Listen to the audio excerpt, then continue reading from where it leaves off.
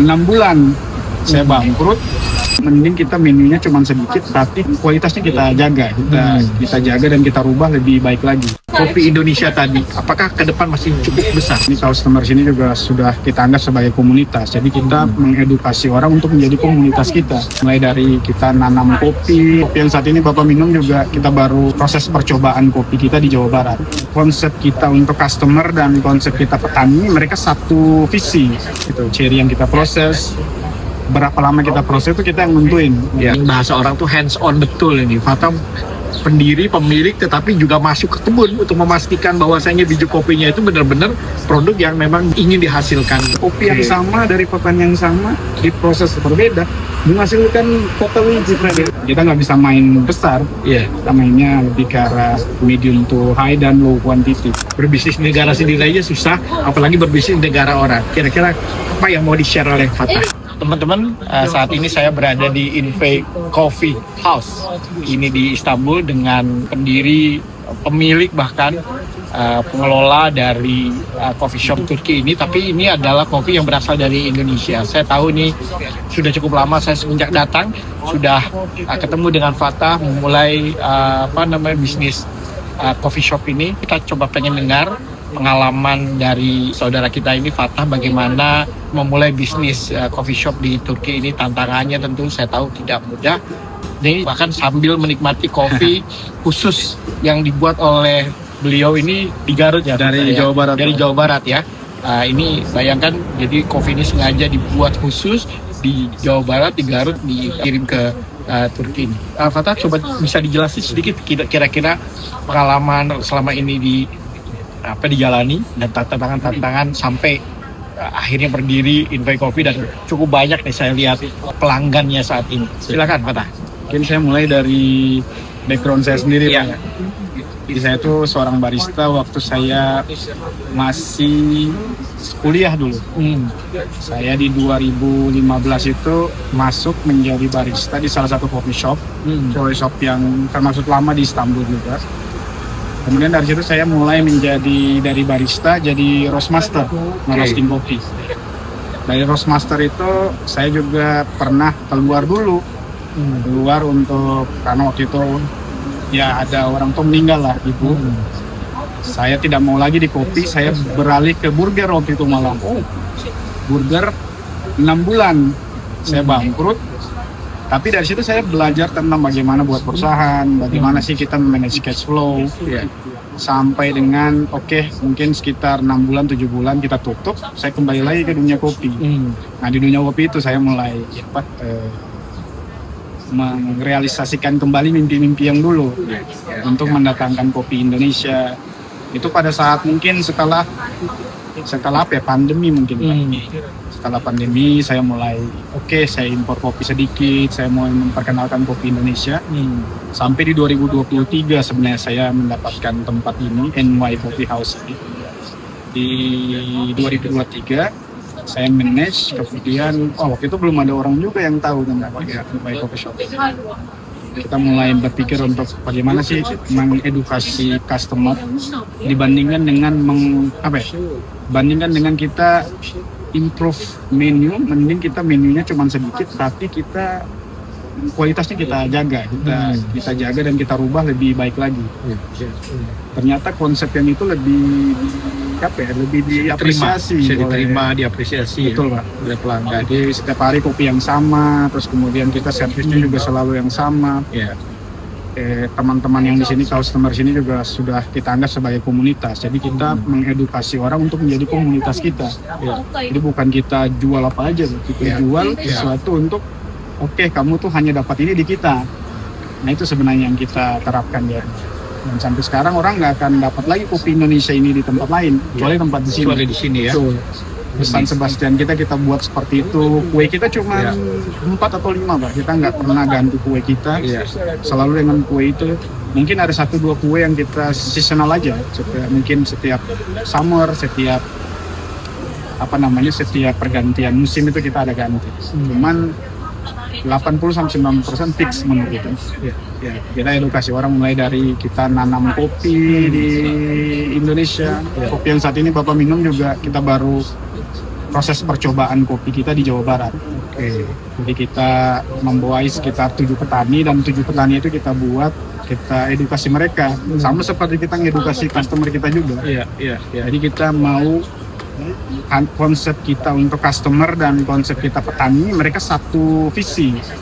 Jadi ketika kita produksi dari petani, sudah ada orang yang minum kopi itu di sini. Itu. Ya. Jadi tidak ada gap di kebingungan, Pak. Tidak ada gap kebingungan antara saya produk kopi ini pasarkan kemana. Itu sih sebenarnya. Ya.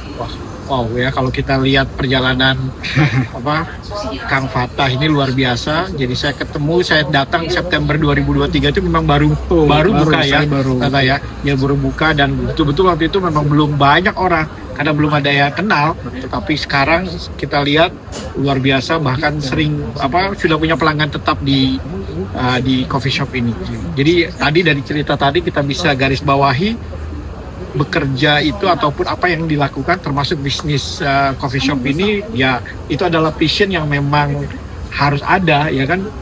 Melakukan sesuatu dengan hati itu sangat penting ya, karena tadi disebut pernah pindah ke bisnis yang lain, ternyata balik lagi karena memang passionnya ada di sini. Dan yang itu tadi yang paling penting juga yang saya garis bawahi adalah adanya kekhususan dari Invite Coffee ini, karena dengan itu kita punya brand ya. Kita punya brand yang tidak bisa ditemui orang di tempat lain. Product knowledge-nya, bahkan saya tadi cerita-cerita sebelumnya bagaimana untuk bisa menghasilkan satu kopi yang tadi disebut ini dari Jawa Barat. Bahkan Fatah melihat sendiri langsung memprosesnya dan lain-lainnya, Fatah ya. Dan kita yang memilih ciri mana yang harus kita proses, ini juga sampai tahap itu ciri yang kita proses. Berapa lama kita proses itu kita yang nentuin ya, karena kita yang tahu customer kita. Jadi kalau sering bahasa orang tuh hands on betul ini. Fatah pendiri, pemilik, tetapi juga masuk ke kebun untuk memastikan bahwasanya biji kopinya itu benar-benar produk yang memang yang ingin dihasilkan kemudian. Oke, kalau ngelihat peluangnya, saya terus terang bangga sekali karena di awal 2023, Fatah, seperti saya tahu di mana-mana saya ngeliat coffee shop tidak ada tuh namanya Coffee Indonesia. Jadi ya banyak dari negara-negara lain ya kita kenal lah, Brazil, Kolombia, Guatemala dan lain-lain. Saya dalam hati saya waktu itu saya pengen banget ada Coffee Indonesia di coffee shop Turki, dan saat ini teman-teman kalau teman-teman berada di coffee shop di Turki itu bisa ngeliat tuh di mana-mana ada kopi Indonesia. Itu adalah berkat salah satunya tentu upaya yang dilakukan Fatah istiqomah terus-menerus melakukan ini. Ya, kalau melihat peluangnya Fatah untuk kopi Indonesia tadi, apakah ke depan masih cukup besar peluang? Besar, Pak. Sangat besar. Karena memang kalau bisnis kan kita harus positioning, Pak. Iya. Nah, positioningnya kopi Indonesia ini sebenarnya kita ke medium high market. Jadi kita nggak pernah mau kopi Indonesia dikenal ke low market. Low market kita nggak bisa, Pak, tapi kita nggak akan sebanyak negara-negara lain. Karena secara konsep plantation aja sudah beda. Karena Brazil umpamanya itu mengaplikasikan plantation konsep. Di satu daratan itu dijadiin semua kebun kopi ya. Betul. Karena kita uniknya itu adalah kita punya pulau banyak. Jadi setiap pulau itu punya rasa kopi yang berbeda-beda. Nah, menurut saya karena itu jadi produksinya sedikit. Namun hal ini menjadi advantage juga. Advantage-nya adalah kita bisa menjual kopi dari mana saja dengan rasa yang berbeda-beda. Dari Sumatera punya rasa yang berbeda, Jawa punya rasa bahkan Sumatera dengan Sumatera sendiri punya rasa yang berbeda. Makanya Jawa Barat dan Jawa Tengah sangat berbeda. Ini kalau negara lain tuh karena mereka satu daratan, Pak. Jadi kayak mungkin bukan mengecilkan kopi seperti Brazil, tapi semua taste yang ada di kopi Brazil umpamanya di Rio Minas itu ada juga di Rio Verde yang lain atau di tempat-tempat yang lainnya sama di Brazilnya ada taste yang sama. Kalau di Indonesia nggak gitu, itu yang menjadi ciri khas kita sebenarnya. Kita nggak bisa main besar, kita mainnya lebih ke arah medium to high dan low quantity. Ya teman-teman ya tadi bisa disimpulkan dari apa yang disampaikan bahwasanya mungkin kelihatannya itu kekurangan kita. di mana kita punya lahan yang tidak begitu besar, konsepnya juga berbeda-beda seperti di negara lain, tetapi itu malah jadi kelebihan kita. Jadi perspektif melihat sesuatu itu menjadi sangat penting. Jadi kalau memang mindset kita, frame kita melihat itu dari aspek negatif, ya negatif. Tapi kalau kita melihat itu menjadi suatu nilai tambah, malah itu menjadi kelebihan kita. Dan itu yang terjadi di kopi ya, Fatah ya. Bahwasanya betul di setiap daerah punya kekhususan, bukan berarti memang tidak bisa besar, tidak bisa banyak, tapi bukan berarti itu kelemahan. Tapi bahkan itu kita lihat harus dari sisi kelebihannya, karena ternyata masing-masing daerah punya kekhususan sendiri, dan itu bisa menjadi nilai tambah buat kopi kita. Itu yang disebut dengan specialty coffee. Betul. Ya, Fatah, ya. Specialty coffee itu kan gitu sebenarnya. Memang harus punya rasa-rasa yang khusus tersendiri. Ya. Karena climate Indonesia itu memang agak sedikit berbeda, Pak ya. Di Jawa pun berbeda.